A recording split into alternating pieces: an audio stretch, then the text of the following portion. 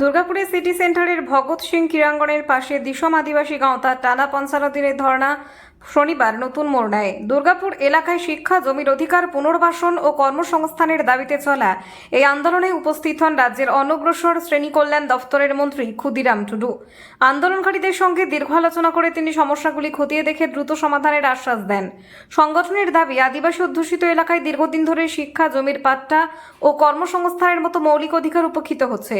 ৬ দফা দাবিকে সামনে রেখে তারা লাগাতার ধর্ণা চালিয়ে যাচ্ছেন। এর মধ্যে কাঁকসায় ইংরেজি মাধ্যম স্কুল জমির পাট্টা প্রদান, ক্ষতিগ্রস্ত পরিবারের পুনর্বাসন এবং চাকরির সুযোগ নিশ্চিত করার দাবি রয়েছে। মন্ত্রী জানান, সংশ্লিষ্ট প্রশাসনিক আধিকারিক ও জনপ্রতিনিধিদের সঙ্গে আলোচনা করে সমাধানের পথ খোঁজা হবে। ধর্ণামঞ্চে তিনি কাঁকসার পণ্ডিত রঘুনাথ মুর্মু আবাসিক স্কুলের সমস্যাগুলি গুরুত্ব দিয়ে দেখার আশ্বাস দেন। প্রত্যেক মিডিয়া বন্ধুদেরকে আমি অনুরোধ করছি সহযোগিতা করবেন। আমাদের মন্ত্রী মশাই আমাদের ধর্ণামঞ্চে এসে উপস্থিত হয়েছে। আমরা আমাদের অভাব অভিযোগ ওনাকে জানাবো। আমাদের জেলা নেতৃত্ব, আমাদের রাজ্য নেতৃত্ব ওনার সাথে কথা বলবেন। আপনারা একটু জায়গা দিন। বিষয়টা হচ্ছে, আজকে যে এই যে Pandit Raghunath Murmu memorial English medium স্কুলে কাঁকসা জঙ্গলমহলের এক সমস্যার সৃষ্টি হয়েছে। সেই সমস্যা সৃষ্টি হওয়ার ফলে এখানকার আদিবাসী মানুষজন প্রায় ৫৫ দিন ধরে আজকে এই জায়গায় তারা অনশন চালিয়ে যাচ্ছে এবং সেটা তারা সদুত্তর পায়নি বলেই তারা এই অনশন চালিয়েছে। তো আজকে আমার কাছে, আমি নিশ্চয়ই আপনারা জানেন, আমি কয়েকদিন আগে আমি ক্যাবিনেট মন্ত্রী হিসেবে শপথ নিয়েছি এবং ট্রাইবাল ডেভেলপমেন্ট ডিপার্টমেন্ট তথা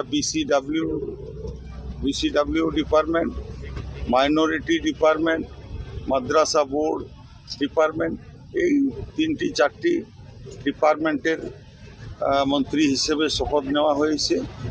এবং তারপরে আমি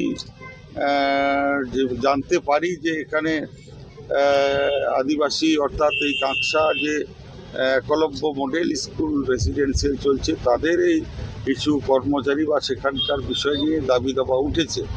তো সেই আদিবাসী ভাই বোনরা যেখানে অনেক দিন ধরে ধর্মঘট করছে, তো এইভাবে তো ধর্মঘট একটা প্রতিষ্ঠান চালাতে গেলে সেখানে আলোচনার মাধ্যমে সমস্যা সৃষ্টি হয়, কিন্তু সেটা আলোচনার মাধ্যমে সেই সমস্যাটাকে সমাধান করা হবে।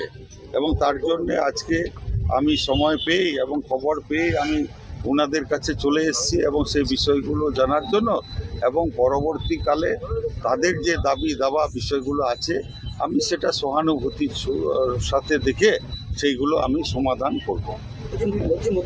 পাটটা তো একটা বড় সমস্যা। এখানে আদিবাসীদের যে জমির পাটটা, এটা নিয়ে তো দীর্ঘদিন ধরে আন্দোলন করছেন আপনারা, রাজ্য জুড়ে একটা সমস্যা। এটা কতটা গুরুত্ব দিয়ে দেখা হবে? দেখুন, এখানকার যে দুর্গাপুরের সমস্যা, সমস্ত রাজনৈতিক দল যারা সেটা তারা এদেরকে প্রতিশ্রুতি দিয়েছে পাট্টা দেবো, পাট্টা দেওয়ার নাম করে, কিন্তু বাস্তবে তারা এখনো পাট্টা দেয়নি। ভারতীয় জনতা পার্টি সরকার আজকে চলছে, সেই সরকারের আমি একজন পূর্ণ মন্ত্রী হিসেবে আপনাদেরকে এবং সোশ্যাল মিডিয়ার মাধ্যমে বার্তা দিতে চাই। আমরা এই বিষয়ে এখানকার যারা বিধায়ক আছেন, লক্ষ্মণ চন্দ্র গুরু মহাশয় এবং চন্দ্রশেখর ব্যানার্জি, তাদের সাথে আমি আলোচনা করব এবং এখানকার যিনি আধিকারিকরা যারা আছেন, এসডিও আছেন, ডিএলআর আছেন বা ডিএম সাহেব আছেন, তাদের সাথে বসে আলোচনা করে আমরা এখানকার মানুষজনের সমস্যাটাকে আমরা সমাধান করব। এসআইআরে তো অনেকের নামও বাদ গিয়েছিল, তখন ওদেরকে বিক্ষোভ দেখা গেছিল, তাদের কোথাও কি করা হলো? না, এসআইআরের ক্ষেত্রে যারা নাম বাদ যেগুলো গেছে, আমরা তারা সিএতে তাদেরকে অ্যাপ্লিকেশন করতে বলা হয়েছে, অ্যাপ্লাই করতে বলা হয়েছে। এই ধরনের কয়েকটা এখনও আমরা রাস্তা খুলে দিয়েছি। তারা যদি অ্যাপ্লাই করে থাকে তাহলে নিশ্চয়ই সরকারি যে সুযোগ সুবিধা তারা পাবে। ঠিক আছে।